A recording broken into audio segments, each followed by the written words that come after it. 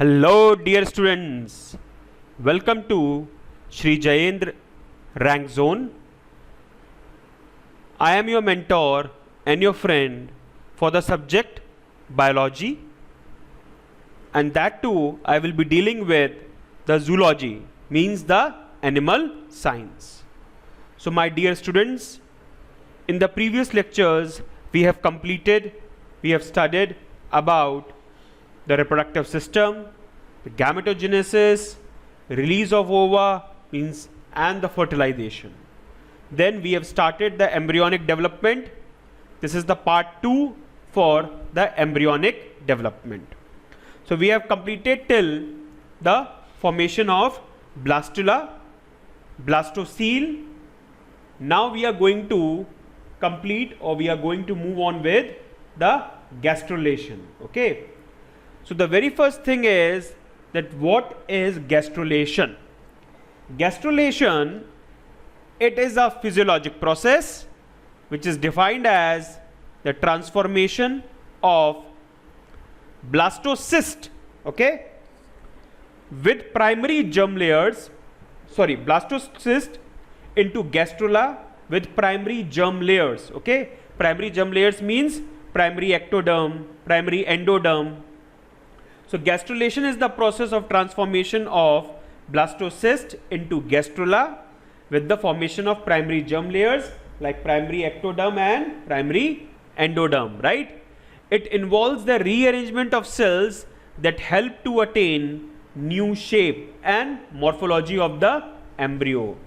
This is very important, means before gastrulation you cannot differentiate, you cannot identify actual size, shape of the embryo, because the cells, they actually don't have any definitive path. That is why the gastrulation is necessary for the formation of the germ layers, means the ectoderm, endoderm and the mesoderm, and it will lead to the formation of primitive streak, which will further form the center of, or it will further form the center of the neural cord, which will further develop into the mouth and anus. So gastrulation is the process of transformation of gastrula into the primary germ layers. It is basically processed or facilitated by the morphogenetic movements.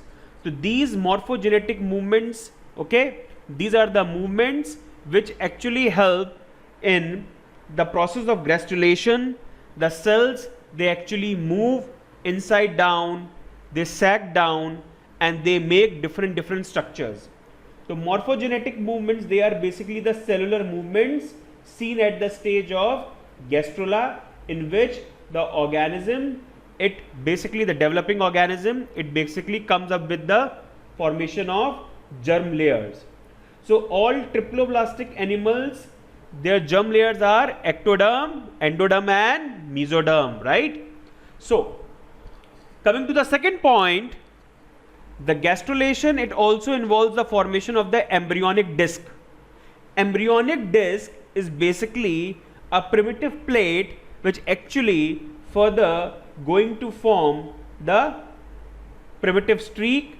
It will further going to form the different parts of blastula. So blastula basically get differentiated into gastrula, and that gastrula is going to form different organs, okay, different part of tissues. The formation of embryonic disc is basically achieved at after the 8th day of fertilization, consisting of epiblast. Epiblast is known as what? Primitive ectoderm,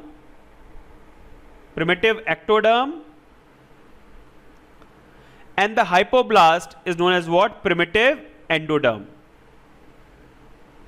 right? Primitive ectoderm and primitive endoderm.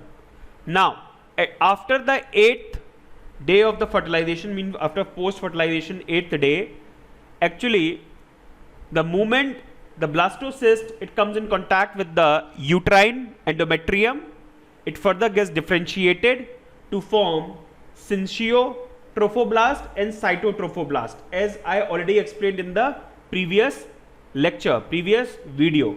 So that syncytiotrophoblasts and cytotrophoblasts, they basically start the journey of the adherence of the blastocele to the uterine endometrium or the uterine wall. Now, this inner cell mass, you can see the inner cell mass here, this inner cell mass, okay, which basically is the significance of the animal pole. It decides the animal pole, and rest of the part is known as what? The vegetal pole. Okay, so the part which is having the inner cell mass is known as what? The animal pole. So the cells of this inner cell mass, they actually sag down inside. Okay, mean they further converted into two parts.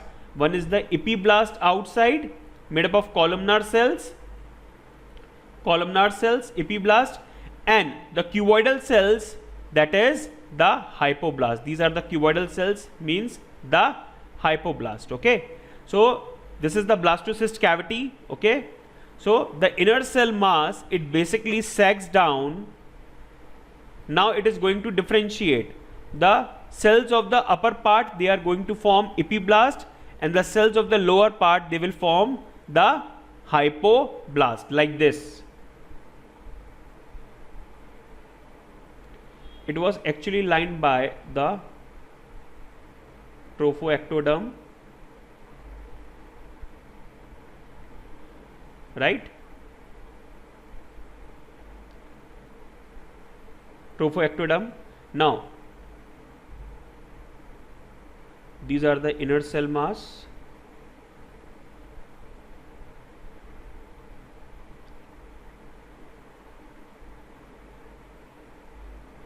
Trophoectoderm, and this cavity is the blastocyst cavity. Now the cells, they will move towards inside. This movement is known as what? Involution. Okay, now what will happen? The cells will sag down. Now the upper part, it will be converted into the columnar cells,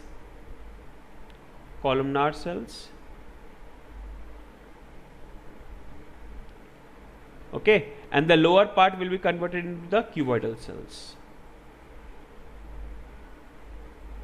Differentiation. So this differentiation of cuboidal and columnar of inner cell mass, so basically the inner cell mass is basically forming the epiblast and the hypoblast.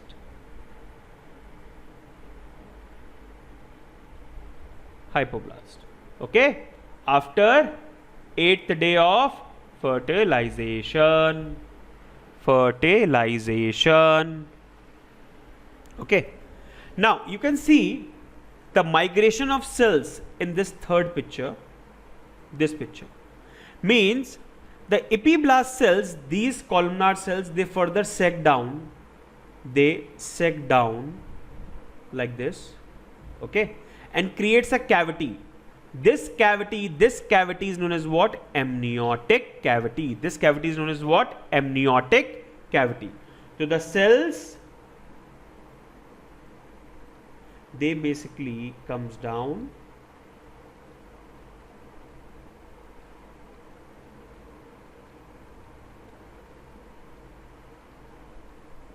and they make amniotic cavity, right? The amniotic cavity is basically lined up by aminogenic cells or amniogenic cells. Okay, so amniotic cavity, it is the space filled between epiblast and trophoblast.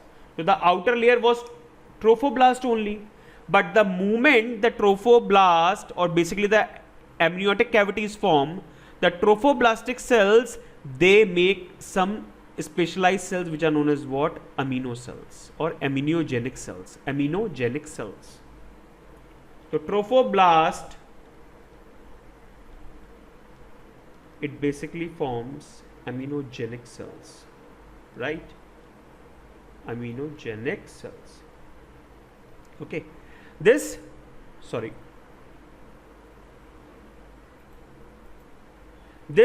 amniogenic cells, which are basically lined on the outer part of the amniotic cavity, and the amniotic cavity is lined by, at the floor it is lined by the epiblast.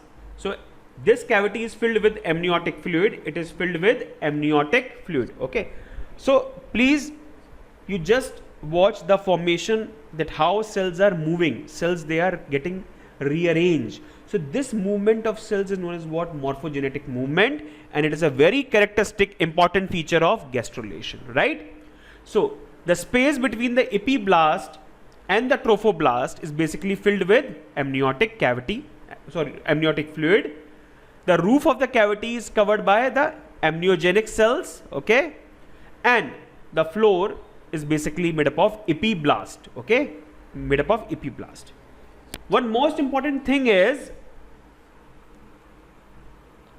the cells of inner cell mass, they are stem cells, okay, when they can be converted into any type of cell whenever is required, okay. So the hypoblast which is formed is the primitive endoderm, and the epiblast which is formed the primitive ectoderm, sorry, okay. The amniotic cavity, the roof of the amniotic cavity is amniogenic cells, and the floor of the amniotic cavity is the epiblast, okay, understood?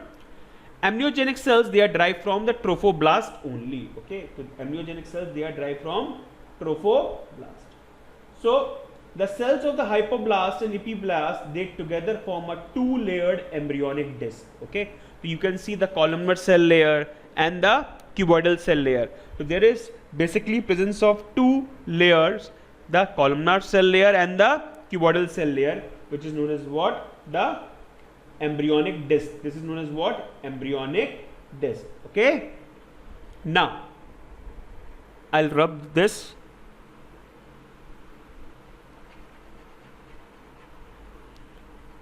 Now you can see the formation of amniotic cavity, okay. So amniotic cavity, you already seen that amniotic cavity, basically it is lined up by the amniogenic cells and the epiblast. Amniogenic cells at the roof and the epiblast at the floor, okay, understood? Now basically what happens,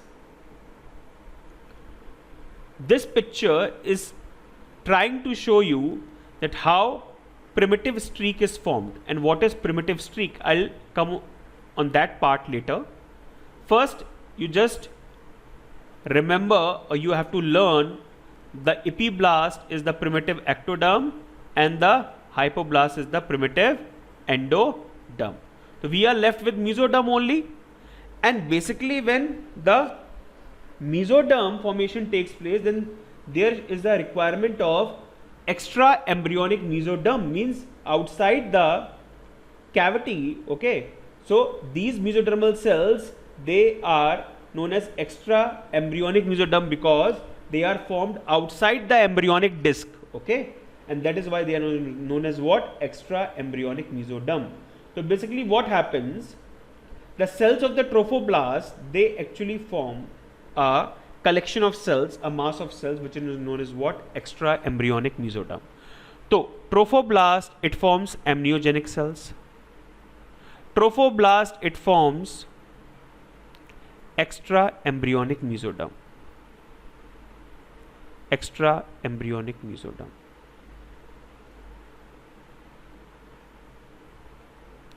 Trophoblast, it forms syncytotrophoblast and cytotrophoblast, as we have studied in the previous lecture, okay, understood? Now what will happen, trophoblast, the moment it forms the extra embryonic mesoderm, this extra embryonic mesoderm is known as what? Extra embryonic. Why? Because it is outside the embryonic disc, because trophoblast is the outermost layer, and that is why if the trophoblast is making this embryonic mesoderm, then it should be outside the embryonic disc, okay. So now what happens, the extra embryonic mesoderm, it gets differentiated into, now the extra embryonic mesoderm,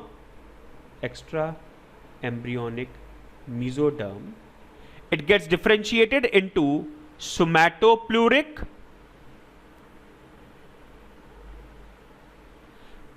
extraembryonic mesoderm, somatopluric extraembryonic mesoderm, and splanchopluric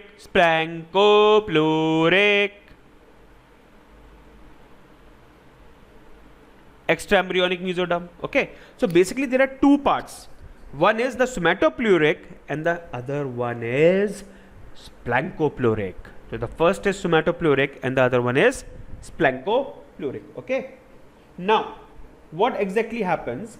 These splanchopluric and somatopluric, they are basically separated. Okay, from outer side it is the presence of the somatopluric, and inside it is the presence of splanchopluric, and both of these layers, they are actually separated, and this give rise to the formation of extra embryonic coelom. Extra embryonic coelom. Okay, coelom, extra embryonic coelom. Okay, understood? Now coming to the next slide, I hope everything is clear in this slide. Yeah, actually this part is left vacant purposely to help you understand that how these extra embryonic membranes are formed. Formation of embryonic disc is already explained. Okay, now I am just going to tell you about that the trophoblast, it forms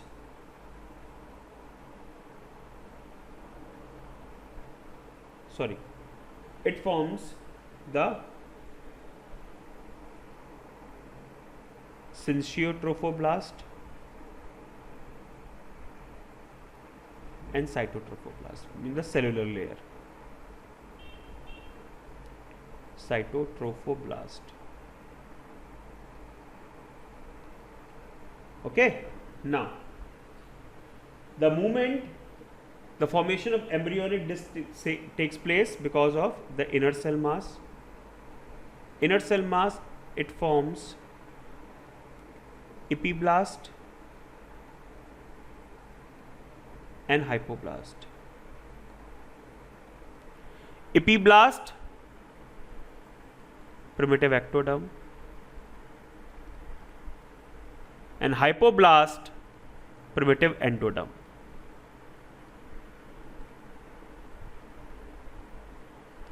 Okay, now coming to next, that all these things, they actually are going to form the embryo, means they are going to form a newly developed or developing embryo. Okay, so basically what happens, the cells of trophoblast, they forms extra embryonic mesoderm. Extra embryonic mesoderm.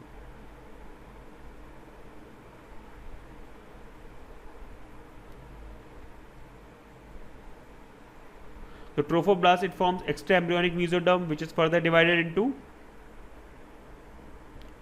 somatopluric and splanchopluric. Okay, please watch the spellings. Okay, formation of extra embryonic coelom. So this somatopluric and splanchopluric, it is basically lined by a cavity which is known as what? The extra embryonic coelom. Okay, that I will be showing in the next slide. Yeah, the formation of extra embryonic coelom. The trophoblastic cells, they form extra embryonic mesoderm, as already explained. It gets differentiated to form somatopluric extra embryonic mesoderm and splanchopluric extra embryonic mesoderm. Okay, which is having, they are enclosing the extra embryonic coelom. Okay, now what will happen? Chorion and amnion, these are the extra embryonic membranes. So these extra embryonic membranes, they are formed as, chorion is formed by somatopluric mesoderm inside and trophoblast outside.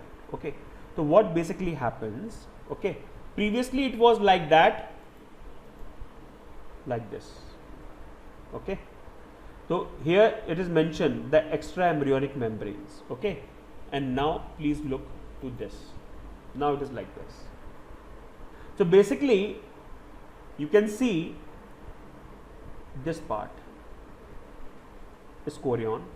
When chorion is basically covered outside by trophoblastic cells, okay, and inside by somatopleuric mesoderm. So this is somatopleuric mesoderm, somatopleuric, this, okay, this lining is the somatopleuric mesoderm, okay, and the outer one is the trophoblast, okay, the inner one, this one is somatopleuric, okay. Now this one is splanchopleuric, this is splancho. Understood? So chorion is formed by somatopleuric mesoderm inside and trophoblast outside. Outside trophoblast, inside somatopleuric. Okay. Then the amnion is formed by amninogenic cells outside. Okay. Amnion is formed by amniogenic cells inside and the somatopleuric outside. So this is the amnion which is formed, not the amniotic cavity. I am not talking about the amniotic cavity. I am talking about the amnion. Okay. So the amnion is basically mean this portion. Amnion, it is lined by the splanchopleuric outside and aminogenic cells inside. Okay. So you can see here, outer one is T, trophoblast. Okay, then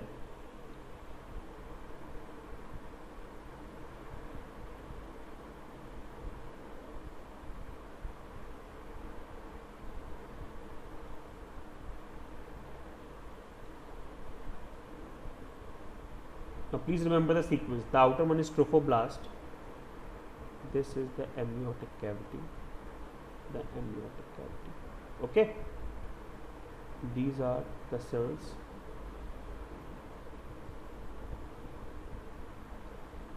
Like this. They are arranged, as you can see in the structure. And these are the columnar cells, right? Now the outer one is trophoblast. Then they have chorion. Inside it is somatopleuric. Middle one is chorion.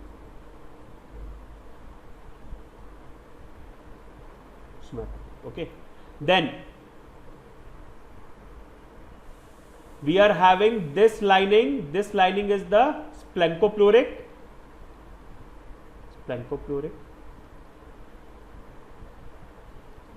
and inside we are having amniogenic cells.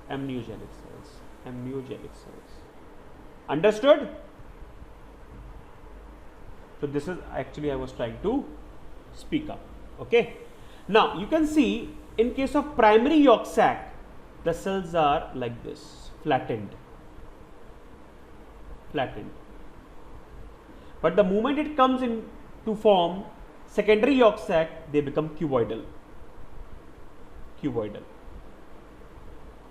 Okay. So chorion, it forms the main part of the placenta. Chorion, it forms the fetal part of the placenta. Amniogenic cells, they are derived from trophoblast, NEET 2018. Okay. Now, chorion also produces HCG, human chorionic gonadotropin, which is a marker for the pregnancy, or it is also considered as a pregnancy indicator kit. It comes under the pregnancy indicator kit. Okay. So chorion, it also produces HCG. Okay. Basically, at the time of delivery, there are placenta which act as an endocrinal tissue to secrete HCG. Okay, but the moment a lady conceived, so that part only basically is secreted by good levels of HCG and the HCG in urine basically helps in the indication of pregnancy test. Okay. Then we have allantois. It is also extraembryonic membrane. Allantois is lined by endoderm inside and splanchnopleuric outside. But in case of humans, allantoin or allantois is greatly reduced, although it is not having any specific function. So that is why I am not considering allantoin and the yolk sac here. Okay, because in humans it is almost non-functional, except it helps in the distribution of blood or helps in the furnishing blood vessels to the placenta. Okay. So allantoin, it is lined by endoderm inside and splanchnopleuric outside. So the layer sequence is like this: outermost tropho, T, then soma, in between choro, ठीक है, then comes splancho, then the amniogenic cells, and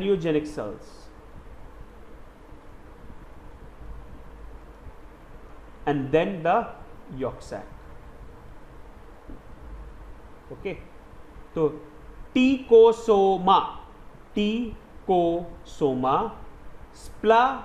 splancho. Okay, so first is T means trophoblast, trophoectoderm, then the chorion in between trophoectoderm and somatopleuric, ticosoma. Okay, ticosoma, soma means somatopleuric.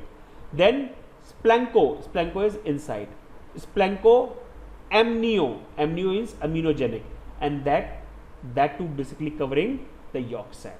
So this is basically the sequence of the membranes you can remember, okay, very clearly. Okay, understood? Now coming to next,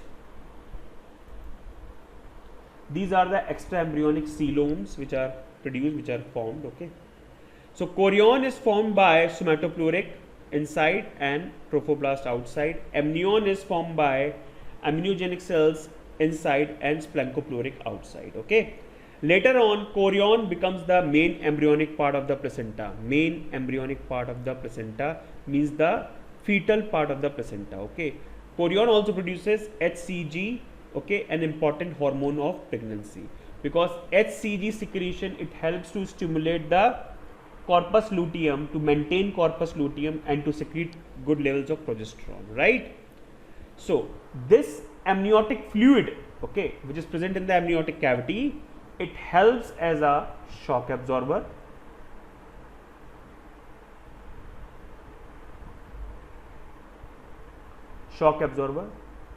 and it protects the developing baby from excessive pressure, excessive shock. It also regulates the fetal body temperature and prevents desiccation, means dryness or drying. Okay, so it prevents desiccation, it acts as shock absorber, and it regulates the fetal body temperature, maintains the fetal body temperature.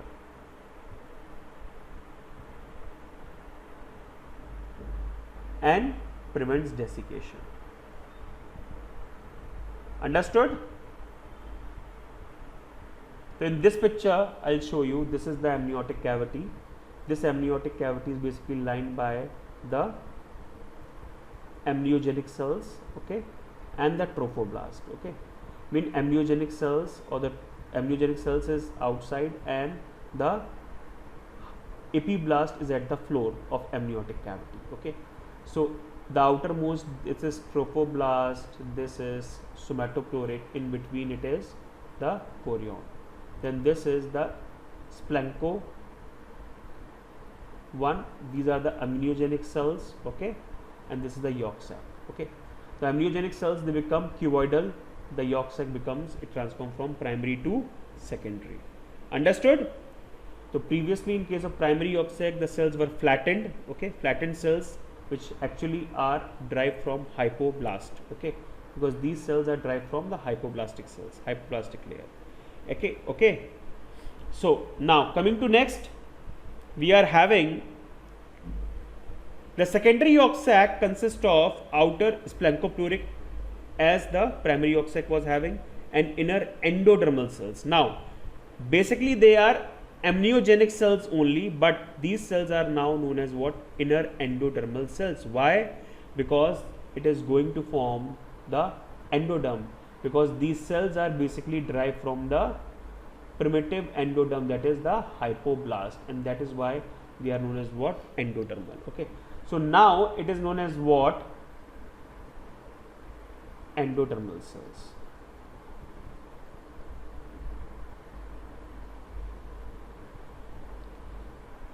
Is it understood? Now coming to next, we are having a diagrammatic representation to make you understand different layers: ectoderm, then endoderm, then mesoderm, right?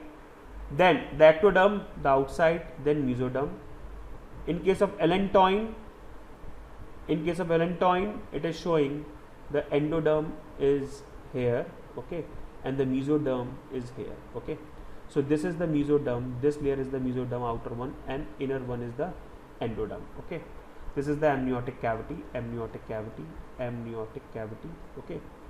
Amnion, this is the amnion, okay. Amnion is basically this membrane, amnion, okay. So chorion and amnion, there are two membranes, okay. So amnion is basically lined by the somatopleuric outside, and we can say the amniogenic cells inside, and the chorion is lining by the trophoblast outside and the somatopleuric inside, okay. Now this is mesoderm and endoderm, which basically forms yolk sac, okay. The mesoderm, endoderm, they basically have yolk sac, they form yolk sac, okay. This is the extraembryonic coelom, okay, and these are the extraembryonic membranes, right? Is it understood? Now coming to next, yeah. Now I am going to talk about the formation of very important structure which is known as what? Primitive streak. What exactly primitive streak is? So primitive streak, basically it helps the splitting, it helps in providing the direction to the splitting of the cells. So primitive hypoblast cells, the primitive hypoblast cells which are endodermal, okay, means the primitive endoderm, it is formed by hypoblastic cells, makes a lining around blastocele as already explained, okay.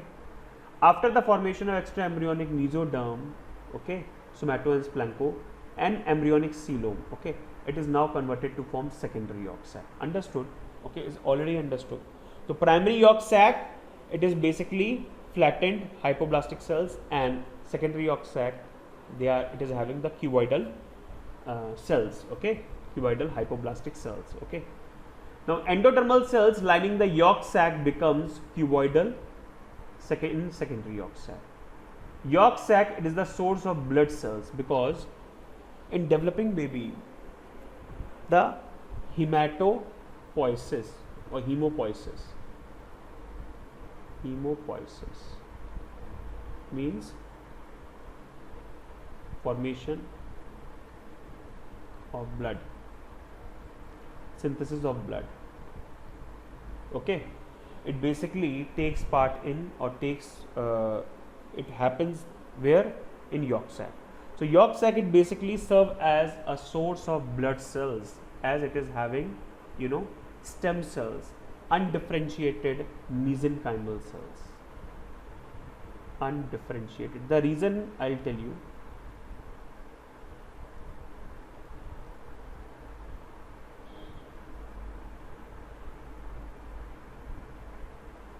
You know, the inner cell mass, it is basically forming the epiblast and hypoblast. So hypoblastic layer, it is basically forming the hypoblastic layer, it is basically lining the cavity which is going to form the primary yolk sac and the secondary yolk sac, okay. So the cells in case of secondary yolk sac, they are cuboidal, and the cells in case of, you know, other than this, they were previously flattened, okay. So that is why a developing baby needs blood, but blood cannot be formed because the organs are yet not developed. So it is yolk sac which is basically helpful at this time, and it helps to synthesize blood. It also helps as a shock absorber, prevents desiccation. Understood. Formation of faint groove on the dorsal surface of the epiblast. Just on the dorsal regions of the epiblast, there is a faint groove which is formed. This faint groove is the primitive streak. It is known as what? Primitive streak. This primitive streak, it basically helps to form a neural tube which gives, this is mouth and this is anus. As you know, the primitive streak, it actually extends on both the sides. Okay. Faint groove, it is actually a faint groove which further extends. Okay. This faint groove is on the dorsal surface of epiblast, which is known as what? Primitive streak. Now, formation of germ layers. Embryonic layers, they are the germ layers. Invagination. Now, what is invagination? The cells of epiblast move inward below primitive streak. Okay. So, I will show you in the diagram. Just wait a minute. Here. In this diagram. This is the primitive streak. This is the primitive streak. Okay. So this primitive streak is basically going to form a tubular node. This tubular node or cord basically helps to decide mouth and anus, means to decide the further geometry of the developing embryo. This is the primitive streak. Primitive streak. Okay. Now coming next. So the invagination means the cells of epiblast, they are moving inwards below primitive streak. Mean if the level of primitive streak here, so the cells they come down. The cells they come down. Okay. Invagination displaces the hypoblast. Here we are having the hypoblast layer. Now because of inward invagination, the hypoblast layer will go downwards. Okay. Forming endoderm. This will make endoderm. So develops during embryonic development. Endoderm can only be distinguished during embryonic development. Okay. Cells between epiblast and endoderm forms mesoderm. So cells between epiblast and endoderm. Suppose this is the epiblast. So epiblast, this is epiblast, this is the mesoderm. So cells between epiblast and endoderm, sorry, it forms mesoderm. Okay. Cells between epiblast and endoderm, it forms mesoderm. Epiblast forms ectoderm. Epiblast, it forms ectoderm. Okay. And endoderm means hypoblast forms endoderm, it is understood. Now the cells between the endoderm and the epiblast, they are basically going to form mesoderm. Okay, they are going to form mesoderm. So in between mesoderm and epiblast,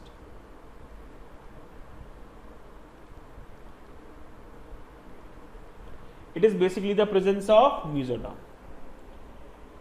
So what you have to remember from this slide, the primary yolk sac. Yolk sac is surrounded by the hypoblastic cells. Okay, means the embryogenic cells. Okay, so these hypoblastic cells, they basically surround the yolk sac, which are endodermal. Okay, now, and these endodermal cells, they cover up the whole of the blastocele. Okay, after the formation of extra embryonic mesoderm and embryonic coelom, it is now converted to the secondary yolk. So previously it was having flattened cells, now it is having the cuboidal cells. So endodermal cells lining the yolk sac becomes cuboidal and it is present in secondary yolk sac. Okay. The function of yolk, to provide blood cells, the precursor of blood cells, means the RBCs and the other cells. Okay. It also helps the shock absorber and it prevents desiccation, excessive dryness or drying. Formation of a faint groove just posterior to the epiblast. तो epiblast के पीछे means back of the epiblast there is a faint groove which basically forms the primitive streak. Primitive streak helps to decide the bilateral means symmetry of the humans, especially we are talking about humans only. Okay, so it helps to establish head and tail. Okay, now what is epiboly and what is emboli? So see, these are the gastrullar movements. Okay, just give me half minute so that we can create a space. Okay, now the gastrullar movements, it is of two types.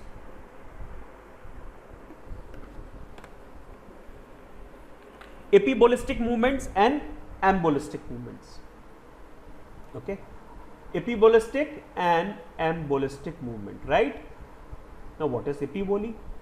Epiboly means, see, the cells of epiblast, mean the epiblastic cells, they actually start to move. So because of their movement, this type of gastrullar movement or dislocation is known as what? Epiboly. So epiboly simply means the movement of the epiblastic cells. It mainly occurs in frog, where the micromeres, amphibians, okay, when amphibians, they have, you know, the egg, which is basically needs to be good amount of yolk. So it occurs in frog, where the micromeres divide rapidly in the animal half and spread over the megameres in the vegetal half. So animal half, it was having very less amount of, you know, concise amount of cytoplasm. So the cells, they are going to divide here, okay, and they are now going to spread over all of the vegetal pole. So epiboly, it basically involves the movement of epiblast cells. And emboli means it basically involves the movement of mesodermal and endodermal cells.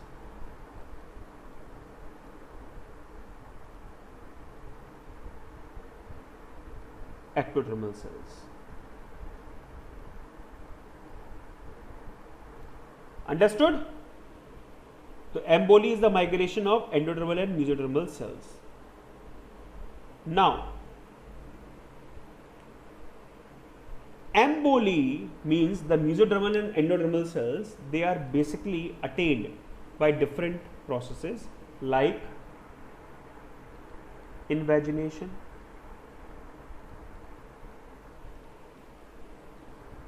second is involution,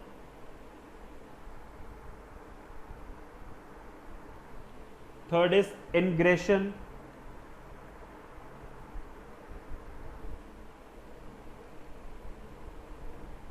ingression is further divided into unipolar and bipolar ingression, and the last is delamination.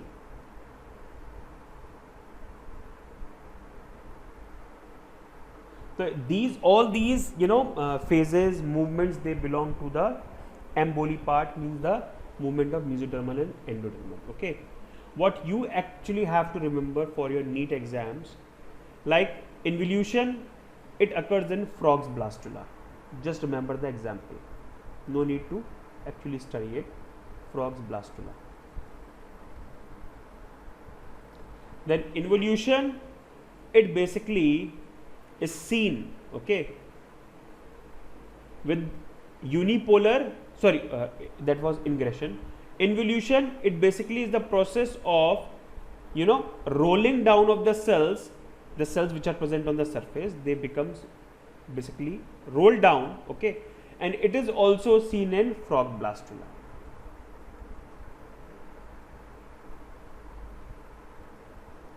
Now ingression, it is two types, unipolar and apolar. Unipolar example is Obelia, and bipolar example is Hydra. Just make a correction over here, it is not bipolar, it is apolar. Okay, so the examples you have to remember: invagination, frog's blastula; involution, again frog blastula; ingression, unipolar in case of Obelia, and in case it is having apolar ingression, then it is hydra. Then delamination, it occurs in rabbit,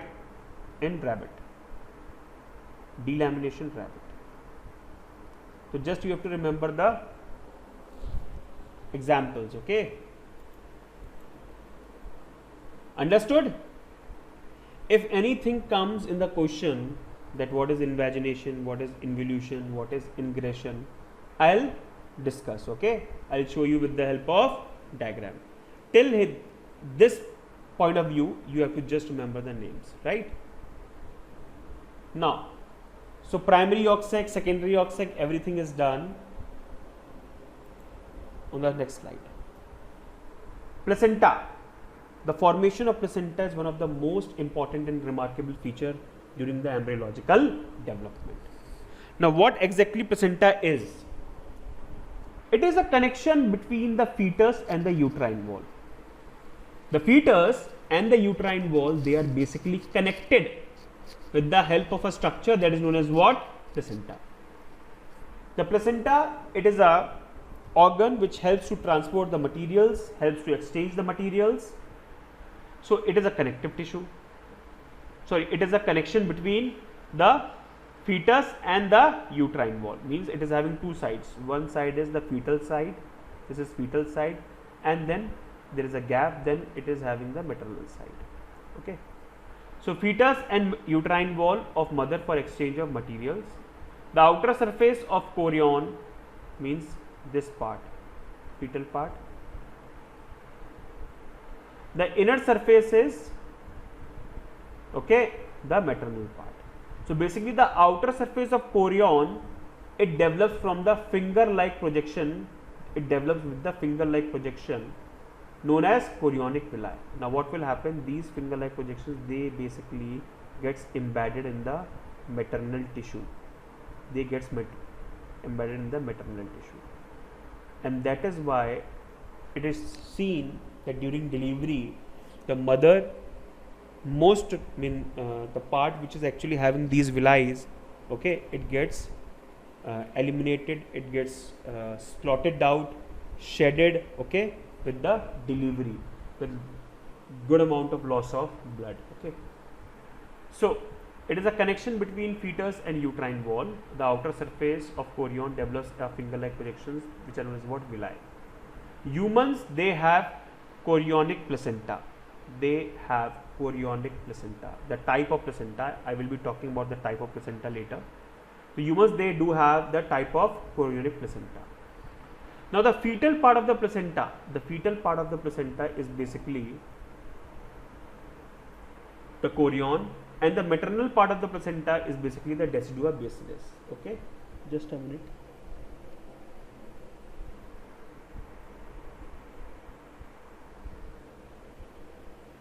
So the fetal part of the placenta,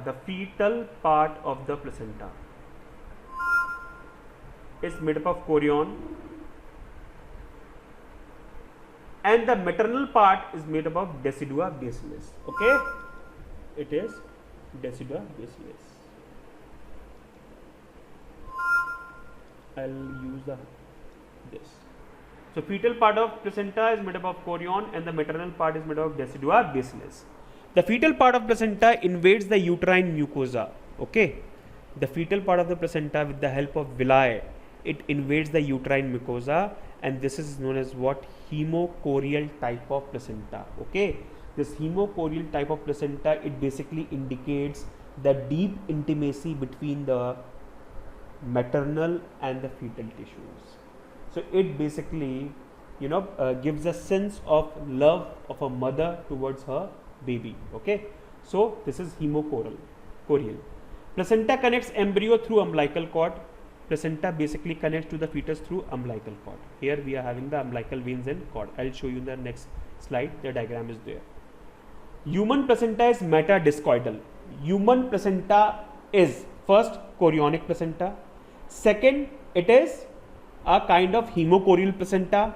Third, it is a metadiscoidal. Metadiscoidal means previously in the initial stages, the chorionic villi, it covers maximum of the maternal part. it covers the maximum of the maternal part, but gradually the chorionic villi, they remain localized to that part only which is actually giving or feeding the developing fetus.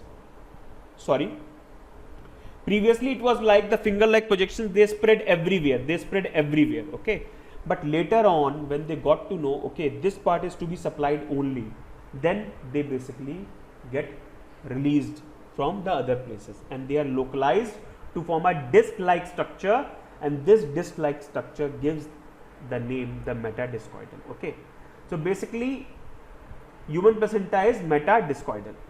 Functions of placenta: nutrition, respiration, exchange means excretion, means elimination of waste, then storage. Okay, storage, barrier, it makes placental barrier. Okay, blood placental barrier, which basically can be bypassed by certain teratogens. Teratogens means they are the agents which cause some abnormality, developmental abnormality. Like in the previous years, a drug known as thalidomide ester was taken to basically relieve the labor pain during the delivery. But this thalidomide ester or the pregnancy pain, okay, so this thalidomide basically causes a disease or a condition which is known as phacomelia. So this phacomelia is symptomized by the shortening of limbs, means the limbs of 4 hands, means the hands, it becomes very short, okay, like seal, so seal like limbs. Okay, so that is because of that drug. Okay, so that is why the placenta needs to protect the developing fetus. Okay, and it is having the barrier. Then it is also have endocrine functions. Okay, the storage, the word storage basically is giving a sense that the placenta, it basically is having the stem cells in it, and these stem cells are going to form the undifferentiated mesenchymal cell, which will form RBC, WBC and everything. Okay, and that is why today the stem cell culture, the umbilical cord preservation, is a very important technique to rule out the blood related disorders. Okay, so if any person of your family or anyone's family, if he or she is basically suffering from this blood related disorder, so these stem cells can help them. The endocrine functions are secretion of estrogen, progesterone, so human chorionic gonadotropin, then this is human chorionic somatostatin, also known as human placental lactogen. Human placental lactogen. Okay, so these hormones you have to remember: estrogen, progesterone, human chorionic gonadotropin, human chorionic somatostatin and human placental lactogen. HCS, human chorionic somatostatin, it stimulates the growth of mammary glands. It stimulates the growth of mammary glands. Okay, relaxin, relaxin basically relieves the fibrous connective tissue of the pubic symphysis, and that is why during the delivery of parturition, the pubic symphysis, it gets widened enough so that the baby can be delivered from the birth canal very easily. So relaxin, it helps in parturition, softening the connective tissue of pubic symphysis. Okay, so HCS, it stimulates the growth of mammary glands, human chorionic somatostatin. Okay, now fetal ejection reflex. What exactly is fetal ejection reflex? Fetal ejection reflex is basically triggered by fully matured fetus. The fully matured fetus basically create a pressure, and this pressure basically helps to open the internal and external os. Okay, so this fetal ejection reflex is triggered by fully matured fetus. The moment it creates a pressure, it directly stimulates the posterior pituitary to release oxytocin.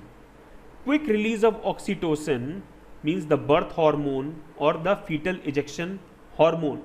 It helps to promote the contraction of the uterine muscles. The contractions of uterine muscles, they basically helps to give a pressure, to give a enormous force on the sides of the fetus so that it can be delivered out of the birth canal. Relaxin, it increases the flexibility of sacroiliac and sacrococcygeal joints, means sacroiliac and sacroiliac means the hip bone, okay, and the sacrum, okay. So sacroiliac and sacrococcygeal joints and dilates the uterine cervix. So basically it helps to dilate the area of uterine cervix so that the baby can be easily parturated, it can be easily delivered, okay. Understood? CRH, corticotropin releasing hormone. This hormone is somewhat, it is, you know, excavated or discovered newly to be secreted by a placenta, okay. Previously scientists were unknown about the secretion of this hormone. The corticotropin releasing hormone, okay, it basically secreted by a placenta, okay, and this hormone basically helps to, okay, it basically helps to maintain the pregnancy, it helps to maintain the easy or S level of pregnancy so that it cannot be disturbed. So corticotropin releasing hormone, it basically also released by the placenta in case of pregnancy. Understood? Now coming to next, I hope everything is clear. The main catch is that placenta is a tissue which basically connects the fetus and the uterine wall. It helps in the exchange of materials, nutrition, storage, excretion, okay, endocrine functions, and it also acts as a barrier. Then thalidomide ester is basically a teratogen which causes birth defect. If it is used by a pregnant lady, then it causes phacomelia, means seal-like limbs, okay. Then the fetal part of the placenta is made up of chorion, and the maternal part of the placenta is known as made up of decidua bacillus, okay. Now coming to next,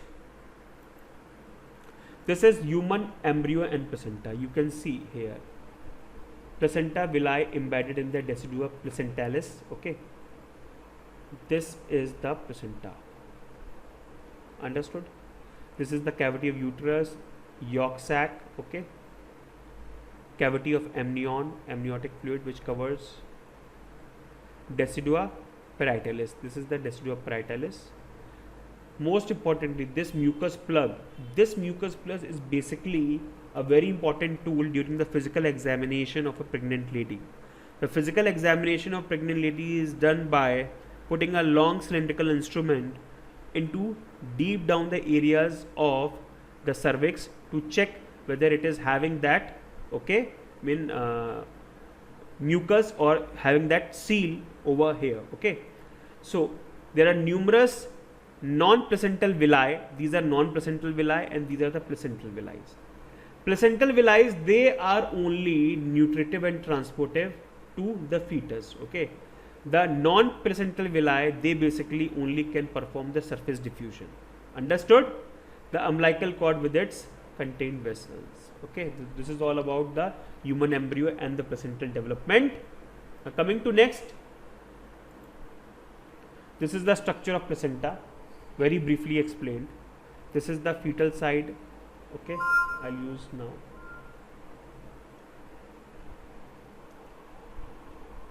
This part is the fetal side and this part is the maternal side. You can see here the umbilical veins and cords. Numerous blood vessels, they actually invade, okay. So these are the villi, finger-like projections. These villi, they actually invade in the maternal tissue, and that is why it is known as what, deciduate type of placenta. So in case of humans, you have to remember the type of placenta: deciduate, hemochoral or hemochorial, then chorionic placenta,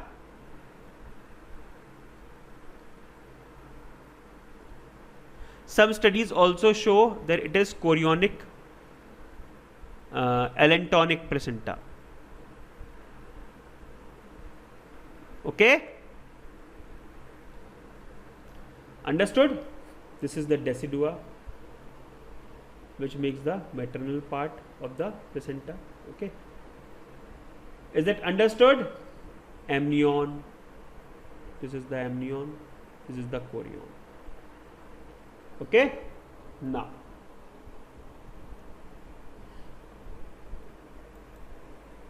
Classification of placenta. Placenta is being classified on different bases. Chorionic allontonic placenta, eutherian mammals. Decidua placenta, I already told you, in humans. Some part of the uterine tissue, it gets shedded off and comes out during delivery, and that is why it is known as what? Deciduate. It is known as what? Deciduate. Okay. Then metadiscoidal placenta, I already told you that before it was the villi gets scattered all over the placental regions, and afterwards it gets restricted to a disc, okay, 1 or 2 disc.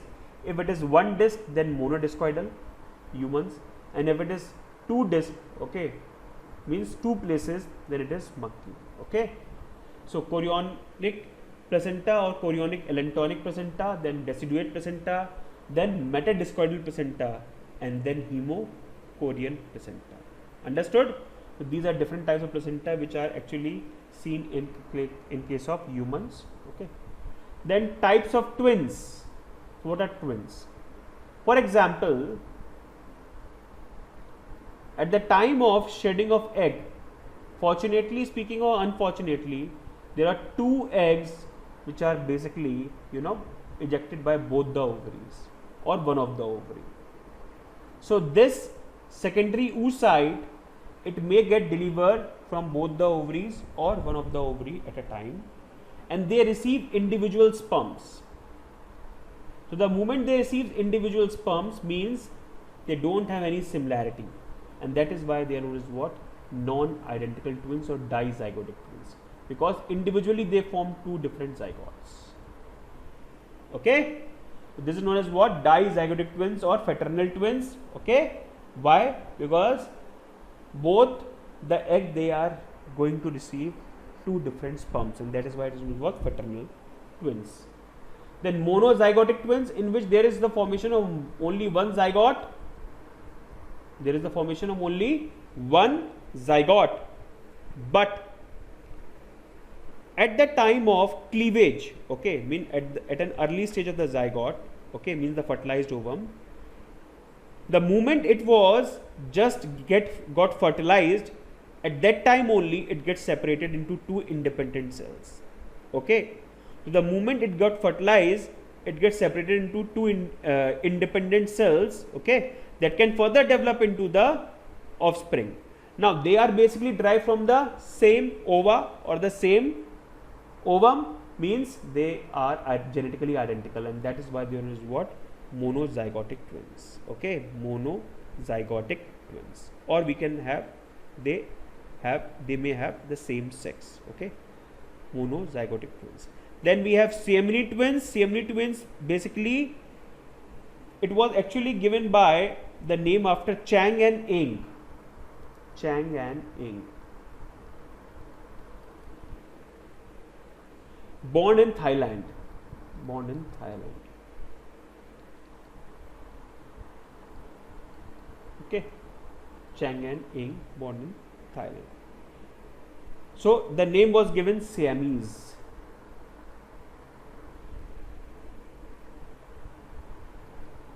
Means they may be connected with some of the common body parts to each other, and that is why these twins need surgical intervention for the separation. So the type of placenta is clear to everyone.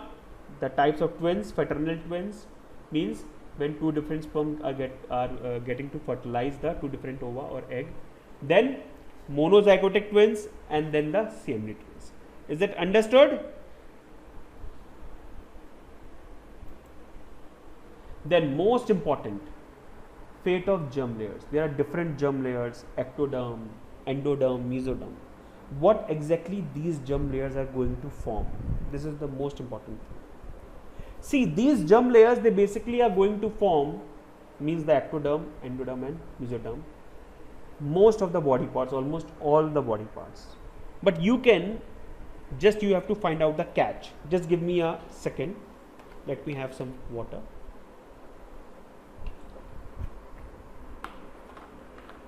The catch is, endoderm is the innermost lining, and you just compare with your body right now. The innermost lining means the linings outside the organs, epithelial lining of digestive tract, epithelial lining of the respiratory system, lining of urethra, urinary bladder and reproductive system, liver, pancreas, thymus, thyroid and parathyroid glands, they all are made up of endoderm. Glands में thyroid, parathyroid, then thymus, then pancreas and then liver, they are made up of endoderm. In lining, it is the digestive tract, it is the respiratory system and it is the urinogenital system which is having the lining of endoderm. Now mesoderm, the middle layer, it forms the notochord, the neural cord. Skeletal system, it forms skeletal system, means the connective tissues and all, the bones, cartilages. Muscular system, it forms the muscular layer of stomach and intestine. The muscularis layer present in the alimentary canal is basically derived from the mesodermal part, and that is why the muscular layer of stomach and intestine, it is basically formed from mesoderm. Excretory system, the lining of excretory system, especially the urethra, urinary bladder and the reproductive system, is done by endoderm. But only urethra and urinary bladder, it is not forming all the excretory system. So excretory system generally it is having mesoderm except urethra and urinary bladder. Remember like this. Excretory system, they have generally lining by the mesoderm, they are generally formed by mesoderm except urethra and urinary bladder. Right? Now the circulatory and the lymphatic system mean the connective tissue.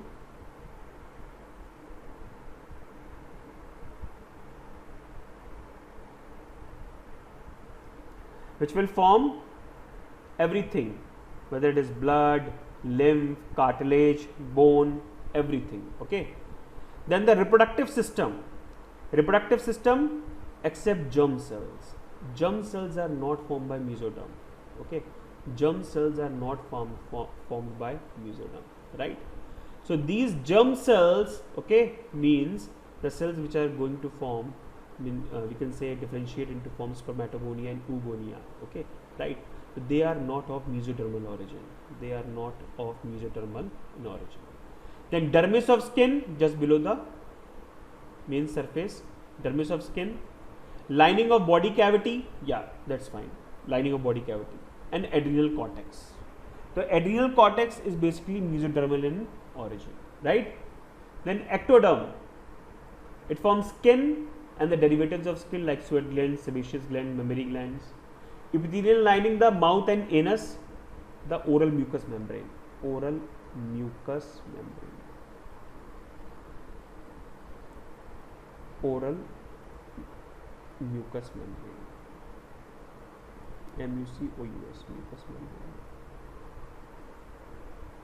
Right? Then cornea and lens of eye, it is ectodermal. Cornea and lens of eye, it is ectodermal. Nervous system, ectodermal. Sensory receptors, ectodermal. Adrenal medulla, because cortex is mesodermal, so ectoderm basically makes adrenal medulla. Tooth enamel, ectodermal. Epithelium of pineal and pituitary glands. So just you have to go through again and again. The main catch is endoderm. It basically creates a lining of most of the organs, the digestive tract, the respiratory tract, the reproductive system and the lining of urethra and urinary bladder. Liver, pancreas, thymus, thyroid and parathyroid. Mesoderm, it except urethra and urinary bladder, it lies each and every thing of the excretory system. It lies or it makes circulatory system or lymphatic system. Means in reproductive system except germ cells, everything is made up of mesoderm. Okay. Dermis of skin, then lining of body cavity and adrenal cortex. Is that understood? I hope you are getting it. Okay. An ectoderm, it basically forms the skin, the nervous system, cornea and lens of eye, oral mucous membrane means from mouth till anus, adrenal medulla it forms, tooth enamel it forms, and epithelium of pineal and pituitary glands. Okay. So I hope everything is clear till here. Still you are having any doubts, you can just post your doubts on the channel. Okay. Now we will be going to start with the reproductive health, which is our next chapter. Before that, I will make you do some questions, important questions in the next class. Till then, my lovable, beloved students, I'll take your leave. Till then, bye bye, take care, stay safe, stay blessed. Bye.